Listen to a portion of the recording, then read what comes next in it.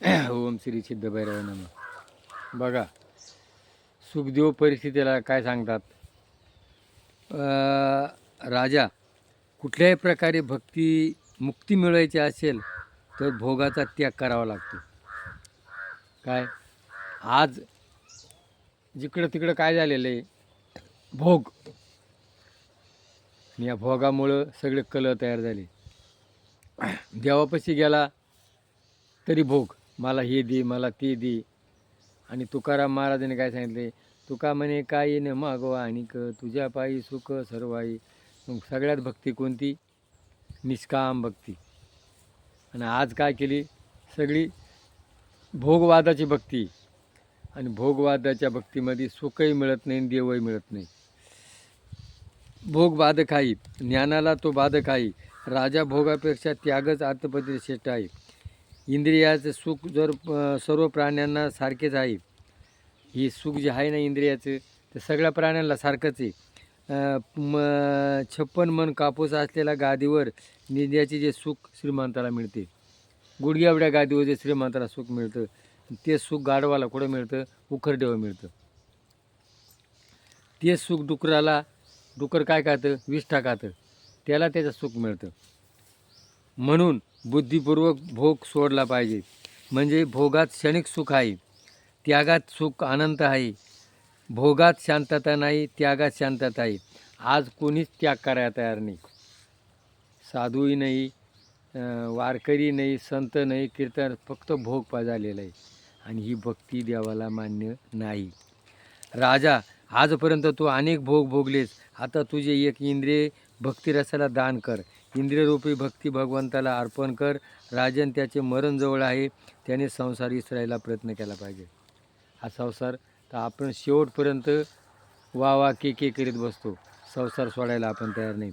हळूहळू संयम वाढवा, सतत कृष्णाचे ध्यान करावे. मनुष्य मात्राचे कर्तव्य आहे ईश्वराबरोबर तन्मय होणे, भक्ती होणे. राजन, ज्याच्यावर आईच्या गर्भात पुन्हा जाण्याचा प्रसंग येत नाही, त्याचा जन्म सफल होतो. गर्भवास हा नरकवास आहे, देहाभिमान स्थिमित्य आहे. म्हणून परिस्थित राजाला गर्भवास सुटला. त्यांनी गर्भवासातून 7 दिवसात मुक्ती करून घेतली. त्यांनी जशी 7 दिवस मुक्ती करून घेतली, तशी पुनरुपी जन्म जठरी शयनम, तर मला हा जन्म नको आहे. म्हणून जन्म मरणाच्या फेऱ्यातून सुकायचा असेल तर भगवंताची भक्ती कशी करा? निष्काम भक्ती करा. सुखदेव जनक राजा दरबारात विद्याभ्यास शिकायला गेले. ज्यावेळेला सुखदेवाचे गुरु कोण होते? जनक राजा. आणि त्यावेळेला जनक राजापाशी शिकल्यानंतर जनक राजाला काय म्हणा बुवा, काहीतरी गुरुदक्षिणा द्यावं लागते ना, कॉलेजमध्ये फी द्यावं लागते. मग म्हणून मला दक्षिणा नको आहे म्हणून. पण मग लय आग्रह केला, तर मग आग्रह असेल तर जगातील निरुपयोगी वस्तू मला दे. त्याने काय सांगितलं, जी निरुपयोगी वस्तू असते मला दे. सुखदेव निरुपयोगी वस्तू शोधत प्रथम ती माती उचलली. माती म्हणजे खूप उपयोगी आहे. दगड उचलतात, दगड म्हणतो माझा खूप उपयोग आहे. याप्रमाणे अनेक वस्तू मला निरोपी म्हणून उचलतात, पण त्या वस्तूचा उपयोग लक्षात येतात. शेवटी वाटते की विष्ठेचा सुद्धा काय होतं? सोनखत तयार होतं.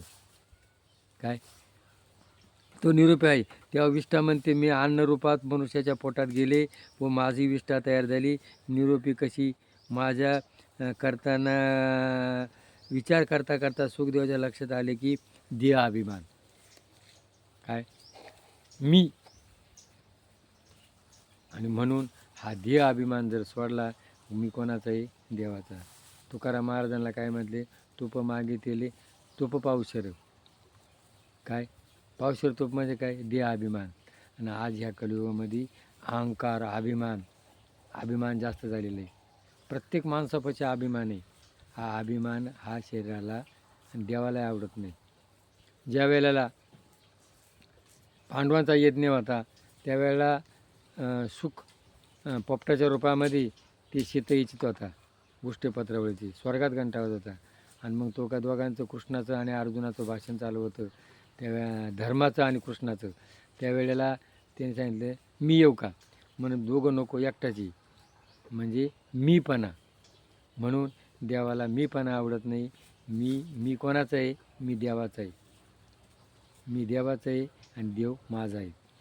निरूप करती असा विचार करता सुखदेवाच्या लक्षात आले की देहाभिमान निरूप आहे. देहाभिमान म्हणून मंगलचरण करतात. दुसऱ्या स्कंदात 4थ्या अध्यायात 12 श्लोकाचे मंगल करणे आहे. म्हणून मी कोणाचा आहे? देवाचा. अभिमान सोडा.